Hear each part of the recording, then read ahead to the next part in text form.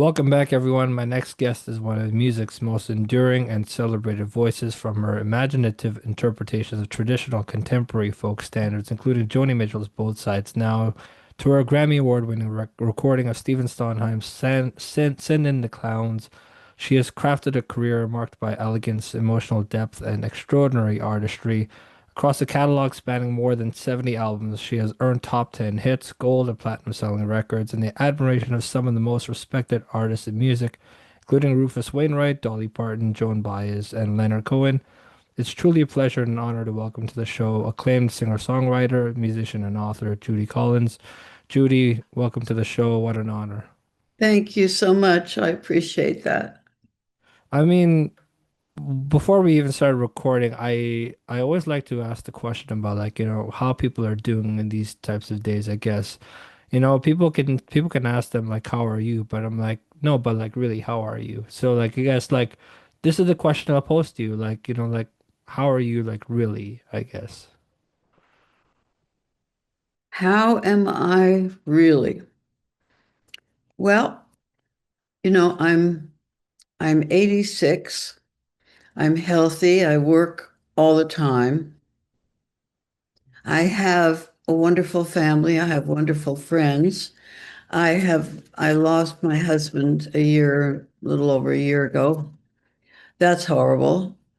There's a lot of women who go through that. It seems that men take off sooner than we do and leave us here. I mean, I was with Lewis for 46 years, so it was a long time.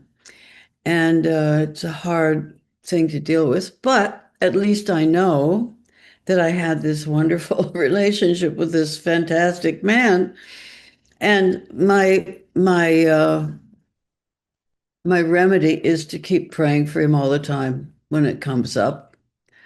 And so that's helpful. Also, working for me is really the answer. Working, writing, singing, performing, out on the road. I uh, I make my life with my singing, with my performing, something that is the bridge to another day. And as far as the politics of the country goes, like everybody else, I'm teetering on edge because that's where we are. And we have to live with it and figure out what to do about it. And I'm glad I can sing Amazing Grace every once in a while.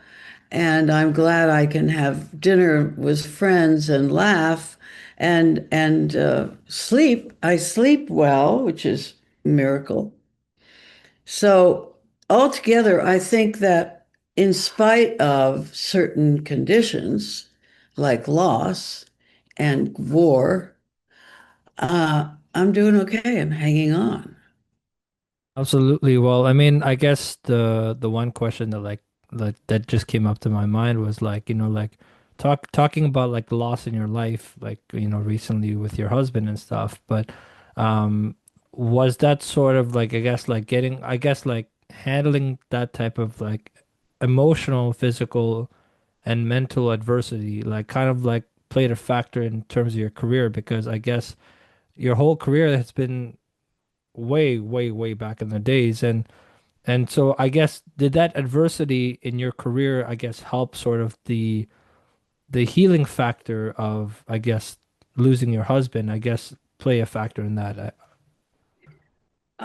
Loss is part of life. I've lost my son many years ago.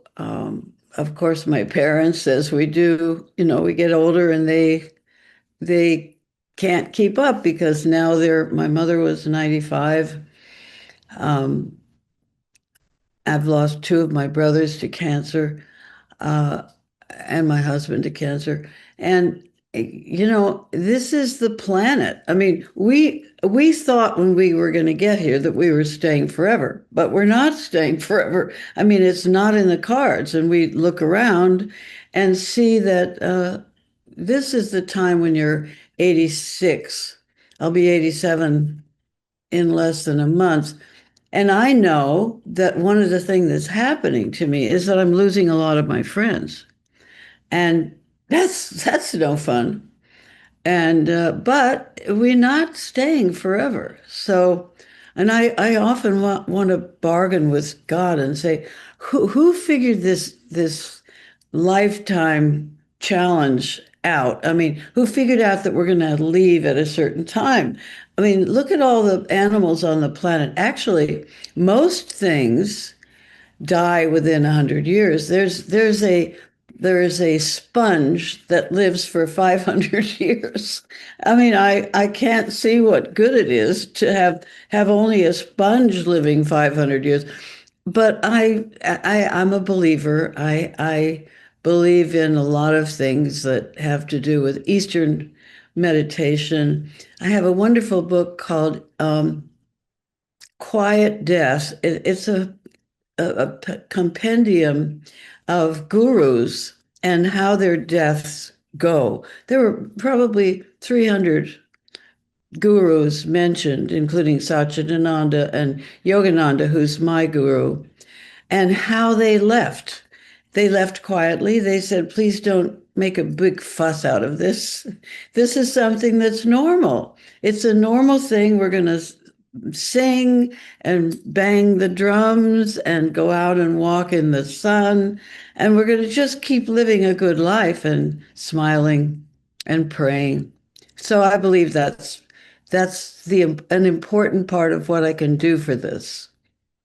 Absolutely. Well, I mean, you began your impressive music career at the age of 13 as a piano prodigy, dazzling audiences performing Mozart's concerto for two pianos. I guess what have you, I guess, taken away since that moment when you first started your career and, first imagine like, at 13 years old playing the piano and stuff like that. When you look back on your career now as full circle, what do you think about? Well, performing is at the heart of my life. I mean, it's the engine that drives me, apparently. When I was 5 years old, starting to play the piano, I was very excited. And I played the piano throughout those years and played with the orchestra. I have a new book of poetry out called Somewhere It's Heaven. And the cover picture, usually this publisher that published my book doesn't have a picture on the cover. They always have a flight of birds or some watercolors, but I found this picture of me um, standing in front of the orchestra in 1953. I was 13, and I'm in my white organdy dress, and my hair looks good, and so on. And I have just finished playing the Mozart piano with another young pianist, Danny Guerrero, and he was a wonderful pianist and a wonderful horn player too. And we had just accomplished this, and there I am standing in my best dress with my high heels and my hairdo and everything. It was very exciting. So, this was a fabulous experience for me. And what happens is you still go home and have to practice every day. So it doesn't really change your life in any dramatic way, but you have it as a kind of goalpost. So you know that you'd like to do something similar in the future, which came to me because at 16, I was supposed to be memorizing and getting up to speed the Rachmaninoff concerto. Da da da da da da da da da da da da da da.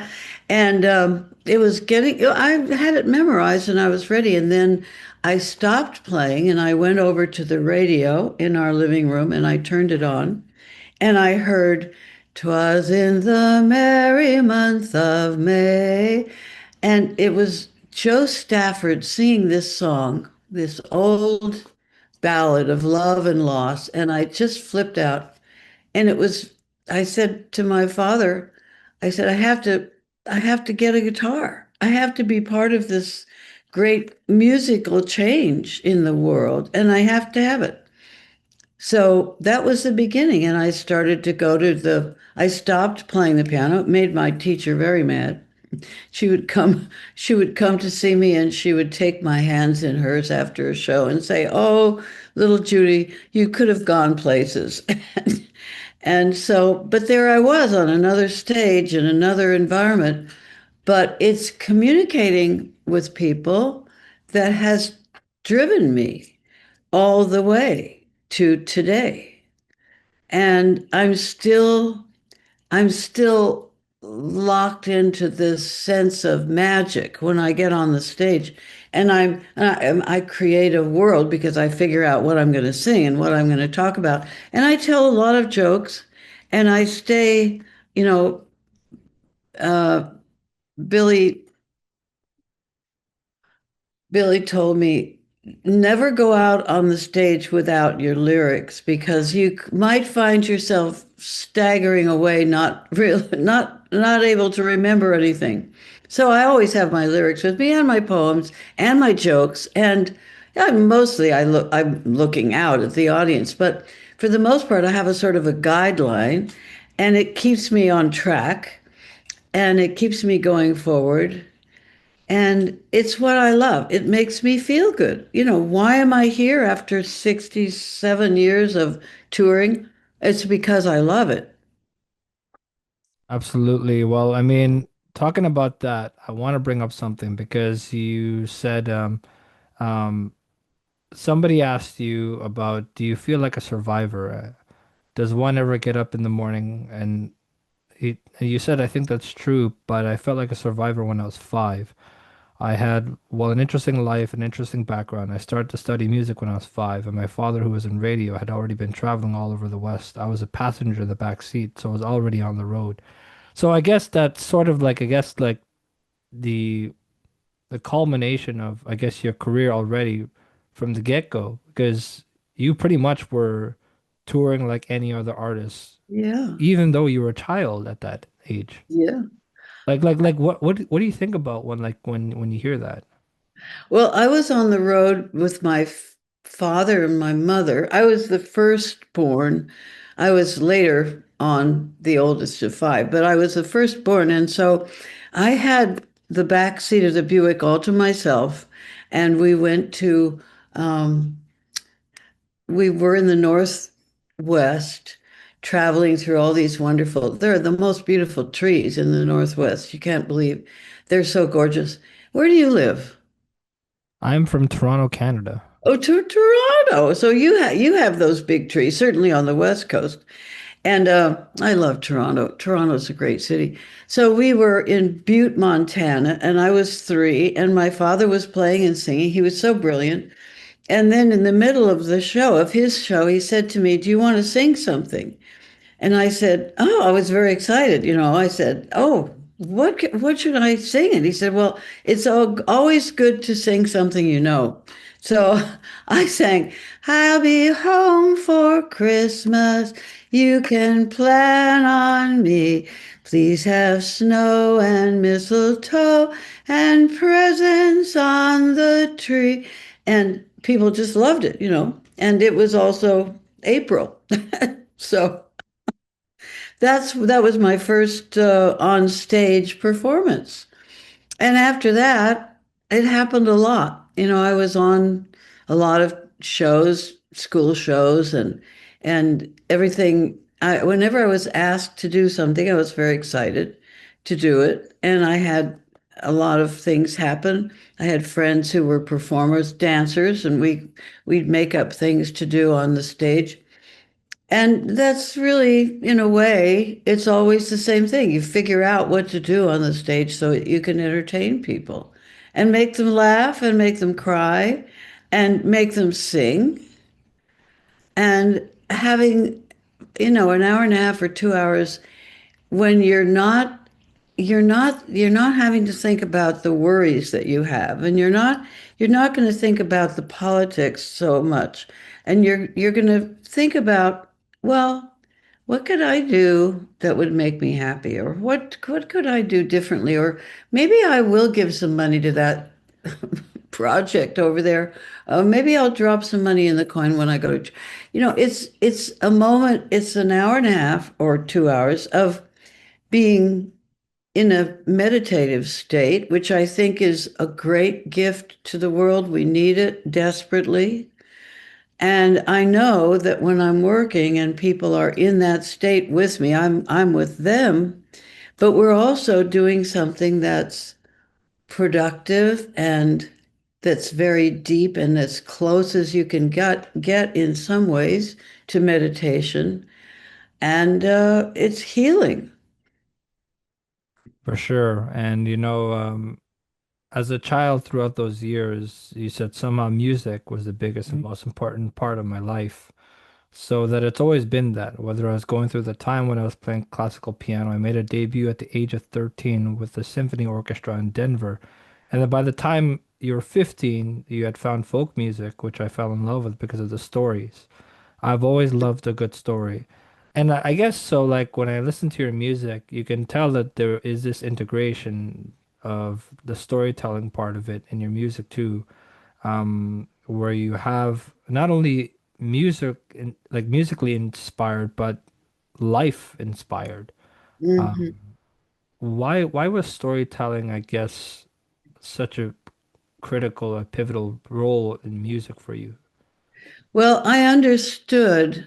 We always talk a lot in my family. We always tell stories. We always reach into history and figure out what happened to, my aunt, my one of my mother's brothers who disappeared from Seattle one day and showed up, 30 years later. Where did he go? What did he do? What did one of my uncles was a ship captain. What did he do? He sailed to China. Uh, my grandfather had a gun shop in Seattle. I love to hear these stories. I love to hear people talk about the family, about where people went, what they did, how they thought. We had my mother's sister married a guy who was a big game hunter in um, somewhere in the world, but he also was a monist, a monist. What do they call them? He took. He was a preacher, so he was preaching as well as traveling and picking out butterflies that now exist in the Museum of Natural History here in New York, and there's a whole slew of butterflies that my mother's cousin, had found in the wilderness of his travels. And I don't know, I think stories, we're bonded with stories. We get to know each other with stories. We sit down and start to talk about things with new friends and people that we don't know. And then we link them into the people we do know. The stories keep us alive. And in songs, it has produced great stories of the singing tales of whether it's John Henry or um, Barbara Allen, Maid of Constant Sorrow. There are all these wonderful trips that we can take musically and poetically and find out what other people are doing with their lives. Absolutely. Well, has storytelling sort of been something that really has inspired you to keep making projects for Hmm. not only now, but like into the future? Like, has storytelling been that big of a role in your life that has really kickstarted, I guess, the magic that you were talking about at the beginning of the interview, but Yeah. of putting out music and putting out projects? Do you feel like that part of storytelling has always been that inspiration to kickstart to make more projects, I guess? It has, and of course the songs, everything that I do in concert hangs on the quality of the songs that I've either written or picked up through the years from my friends and sometimes sources that aren't even on the planet anymore. William Butler Yeats, I feel very close to because he wrote, I went out to the hazelwood because a fire was in my head. And that was from a poem of his from the Song of the Wandering Angus. And I was reading recently about the fact that William Butler Yeats tried to get that poem and other things that he'd written into a song state. And he had a couple of people who played an instrument called a psaltery. And it was like an old guitar, a little bit shaped different, but he found people that could help him to take his poetry to the next state, you know. And I think that's very interesting. I've done that with certain writing that I've then thrown into a situation where it can become a song. I can make it rhyme. I can turn it into something that has three verses, four verses, maybe a chorus. And so you're always working on trying to get something into shape so that it can be presented. And I think William Butler Yeats knew that about it. He knew that there was some magic in his poetry that could be given even a bigger space as a melody of some sort. And I was very moved and and intellectually impacted when I first heard him. First heard his music sung by uh, uh, a singer in, I think, 1960, when I was at the Gate of Horn. And Will Holt was the name of the singer. He also wrote a song called Lemon Tree, which Peter Yarrow made very famous.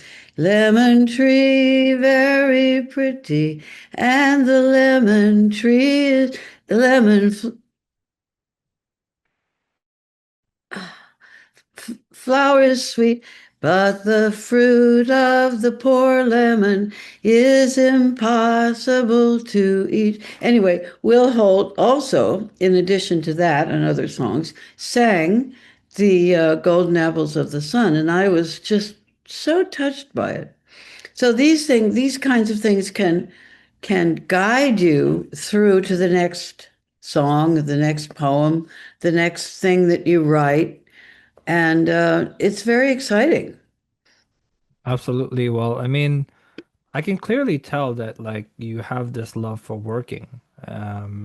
It seems like it's been in your DNA, Yeah, like this love for wanting to keep going, wanting to keep putting yeah. out things and doing things musically.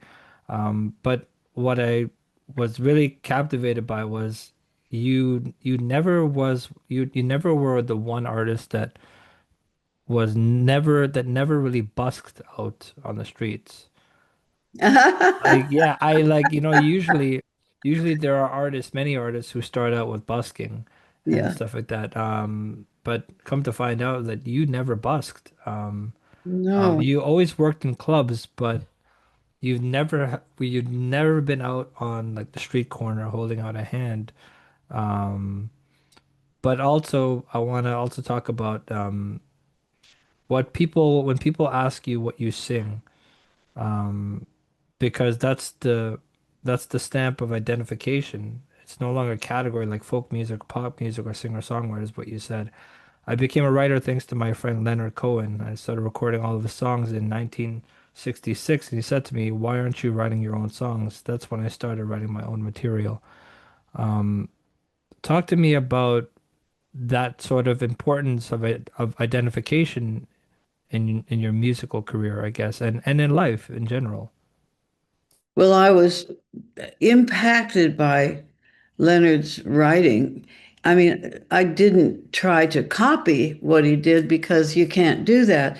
But when he had said to me, I don't understand, and he put it in a different way. You know, Dylan used to say, why don't you write your own songs? Well, that's a different thing than what Leonard said. Leonard said, I don't know why you're not writing your own. He put it on himself in a way. And that gave me the freedom to go to the piano and say, oh, well, look, this will take me 40 minutes. And it did take me 40 minutes. The next one, Che Guevara, took me 5 years. So that's the way they get you, you know. But I knew I had to write. And I knew I was in the early years of my marriage, my husband and I would go to Canil Bay. We started in 1979, and we'd go to Canil Bay on St. Thomas Island. It's now 5 or 6 years since it was blown off the planet by a couple of tornadoes. But in the early days, it was an amazing place, and we would have dinner with some people who we liked a lot, and we would talk about writing and with them. They were publishers of The Parade, that insert to the newspapers, and they knew everybody, and they both wrote. And so they kept saying to me, well, you have had such an interesting life. They were very interesting in my father, interested in Chuck and his blind situation and what he did with his life and how he made his way through the world. So they were very interested in that. And they kept saying to me, you have to write books. So in 1983, I had been performing for a long time, and I was now sober and in a way, you know, flourishing in a lot of ways with songwriting. And so I went home and I actually it's connected with my piano playing because at that time I was touring a lot with a conductor named Kunzel, Ernie Kunzel, and he conducted a lot of symphonies in different parts of the country. And he called me one day and he said, "I know you're going to be here in at Ravinia and with the orchestra, and the orchestra is celebrating its Ravinia was celebrating its 25th anniversary." And he said, I want you to take out the Rachmaninoff and get it up to speed. I'd like you to play at least the first and second movements of the concerto with the orchestra. So I took out my music and I started working. And then when I had it, I thought, oh, this is very interesting. So I took it to my friend Gary Graffman, who died recently, I'm sorry to say. But I said, I went to Gary's house and I said, would you listen to this and tell me what I should do?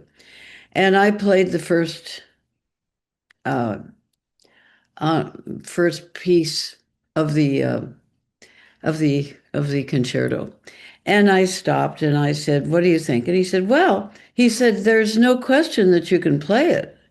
But he said, you would have to spend the coming year, every moment of that coming year, you'd have to spend working on it. And I left his apartment on 57th Street. And I thought to myself, no, I'm not going to do that. I'm going to write a book. And that's when it started in 83. And it was my first book called Trust Your Heart. And it was published in 87. And I've been writing ever since. I'm writing a new book right now. But it comes at you. I mean, I've said to people who were in the process of thinking about writing that you have to sit down and do it after all. Absolutely. Well, I mean, as we're wrapping up here, I wanna just quickly mention this thing where you said music is a vessel, wisdom the water, and each listener a co-creator in the art of living. Magic thrives in shared curiosity, and the heart that listens expands the universe. Authenticity multiplies joy, and empathy transforms notes into stories. Um, I guess why was that perspective on music so critical in your career, I guess? I was raised on the ethic of musicality. And my father was a great singer, songwriter. He wrote some pretty good songs. And he was taught, you know, he was blind from the age of 4. and he was taught at the School for the Deaf and Blind in Gooding, Idaho. And these women who taught him, I think they were mostly women, but they were so wonderful. They knew what they were doing, and they were working with somebody who was at heart a creative soul. And they taught him how to play the piano and how to walk straight and how to get from here to there. He was an amazing man, and he was taught beautifully. So I guess I learned from somebody who was very intensely organized around the craft of living, about dressing, about walking. He would walk everywhere without a cane, without a dog. He listened to the sound of his heels on the sidewalk. He couldn't wear a soft shoe. He had to wear something that had a heel on it, was proper. And he went everywhere. People didn't know he was blind. And he he just had a very carefully thought out life, and he practiced what he preached, and he sang beautifully. And I mean, all of this has affected me and my wish to do what I love and to make people smile and to make them happy with music. Absolutely. Well, I mean, it's been just a pleasure to be able to sit down with you and get to know all about your career and to pick your brain about your music and your views on, I guess, the musical world and life in general. And before we wrap up this episode, I'll be sure to put the clip of you and Ian and Sylvia Tyson performing Someday Soon so that the viewers can also get Oh, good. a glimpse into your career. And because what a performance that was, and just a That great fun. time. I have to imagine that must have been a great time. Yeah. He loves his damn old rodeo as much as he loves me. Someday soon, going with him. Someday soon. I was riding in a car some years ago and with Stephen Stills, and we were working on an album of mine. And he started humming the melody to Someday Soon, and he said, "Do you know that?" I said, "Everybody knows that. That's a classic song." He said, "Why don't we make a record of it?"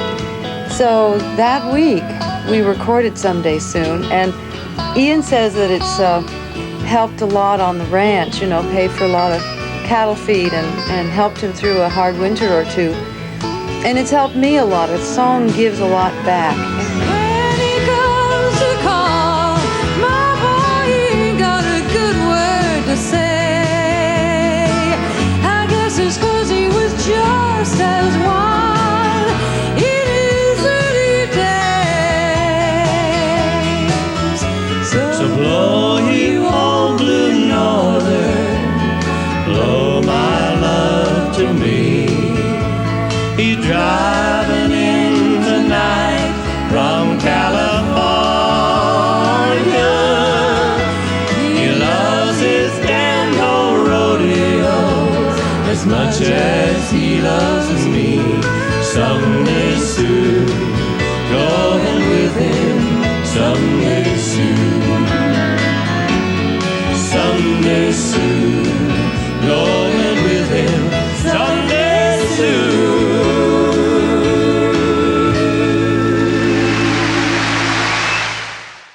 Well, I mean, that's it for today's episode of the Jigme Kelsang Show. Thanks to my guest, Judy Collins. You can connect with her through socials or by visiting her website, judycollins.com. And if you enjoyed the conversation, please leave a 5-star rating and review wherever you listen to the podcast. It helps others discover the show and helps me keep improving it. Thank you so much for your time, consideration, and support. And remember, you can find my show wherever you get your podcasts. You can also follow me on all social media platforms. Thanks, and we'll see you next time.